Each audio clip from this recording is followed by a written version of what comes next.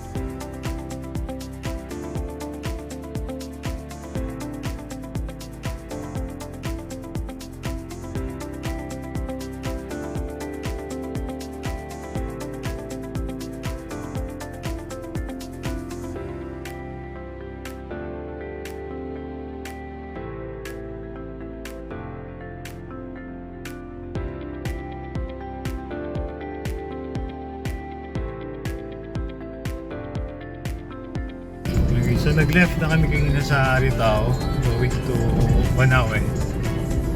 Scenery. We have 1 hour and 30 minutes na biyahe. 42 kilometers. Later.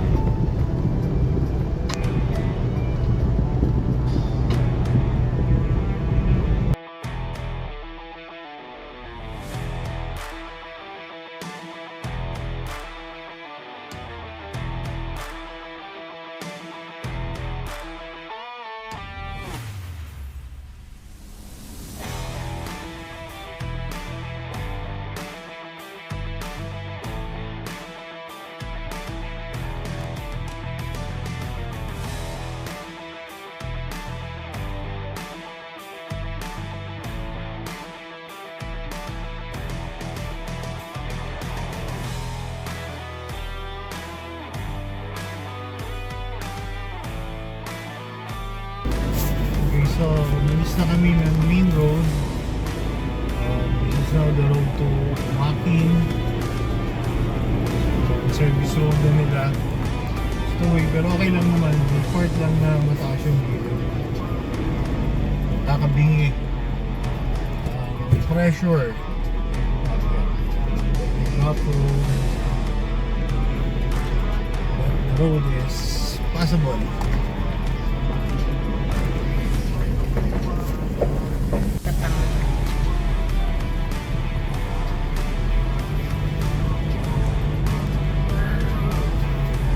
Medyo makikita yung daan, one way. Pero ito, look, may view ka na both sides. Okay, so after 4 kilometers, ito yan, may nakalagay na campsite. Actually, makikita nyo sa taas, may greenhouse. Okay, so that's it. Sige, park lang kami.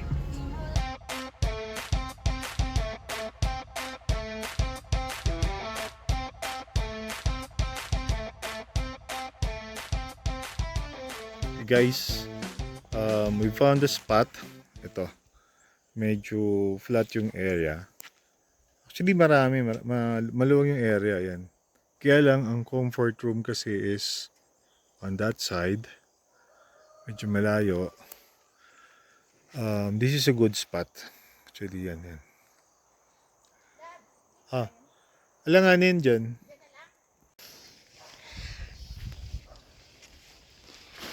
This is the site. Napakalamig dito. Parang sobrang tent natin. Pagkapaganito. Nagsiset na yung my loves ko. My loves! Say hi.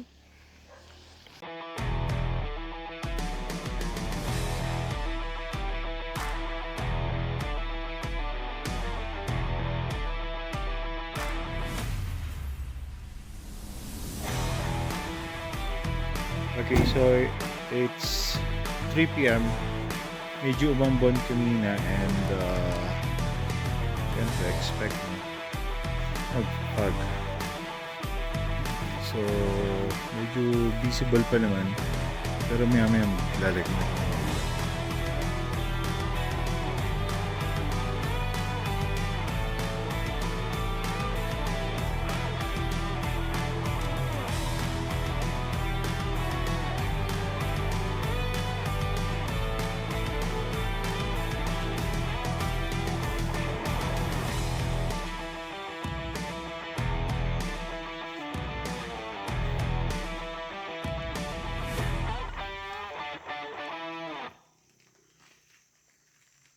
Okay. First setup namin naka-open. Most likely, isasara namin mamaya. Sobrang lamig eh.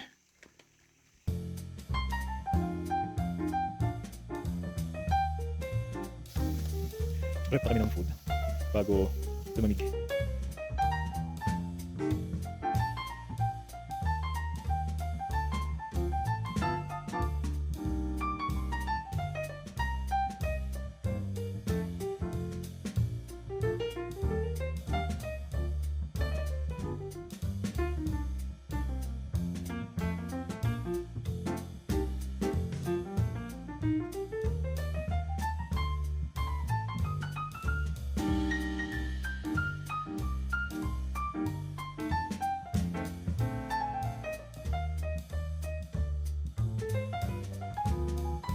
So, gonna roam around, just check. So, that's a camping site.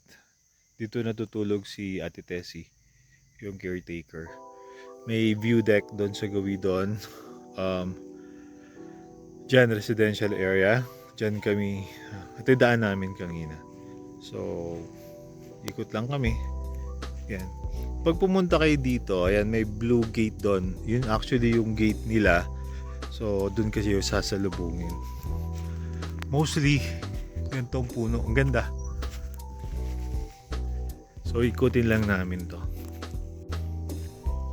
Yung chichismis, oh. Nagmamarites. So, kwan siya. Health center. Oo. Andun pala ang comfort room. Yun. So, comfort room, bahay ni Ate Tessie. Andun kami. So, medyo malayo ng konti. Pwede rin ditong park. Kaya lang pinili na namin yun. So, this is the view. So, we're on top. Sa baba, residential area. Ayan. Ganda.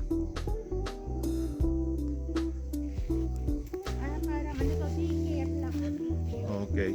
So, taikot lang. Ayan. So, sa peak kasi kami. Kaya ganun. Ganda ng mga puno dito. As in. Yeah. Meron na sila. Sea of clouds talaga to. Problem lang namin dito, malangaw yung lugar. But the view, the best. Oh, umulan. Meron sila ritong plantation. Oh. Ganda. Kaya alam mukhang di namin pwedeng puntahan at Pwede silipin lang natin. Wala tayong kukunin. yan. Kasi baka may tanim na tulab eh. Oh. Wala pala siya. Ang pine tree, tumutubo lang everywhere. Ganda talaga yung klima nila.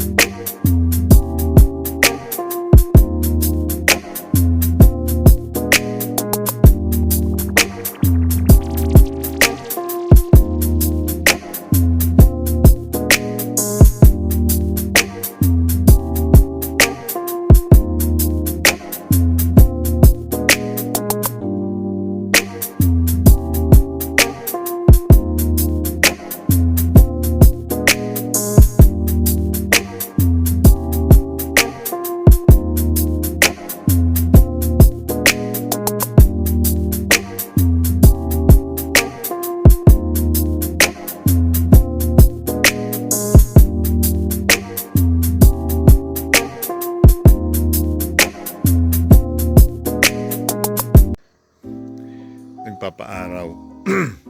Guys, visit natin yung ibang facility dito nila. So, itong place na to actually pwedeng i-rent. So, pwede dito magstay. Paupahan. May mga benches dito. Pwede ka nang dyan. Photo ops. Okay. Pwede ka magpahinga kasi may sandalan siya dyan. Sa gabi maliwanag dito. So you can see there are lights. Dining area. Smoky kitchen. And then this is the hall. In case ayaw nyo ng dine out, pwede kayo dine in. Then dito, yan, pwede kayong magstay. Okay. So ito yung mga, in case you need something to buy, dito sila doon. So the area is very big. Pinaka sleeping area. May mga tents din dito, pwedeng hiramin. Dining area of course. Then ito yung sa yan, kitchen facilities.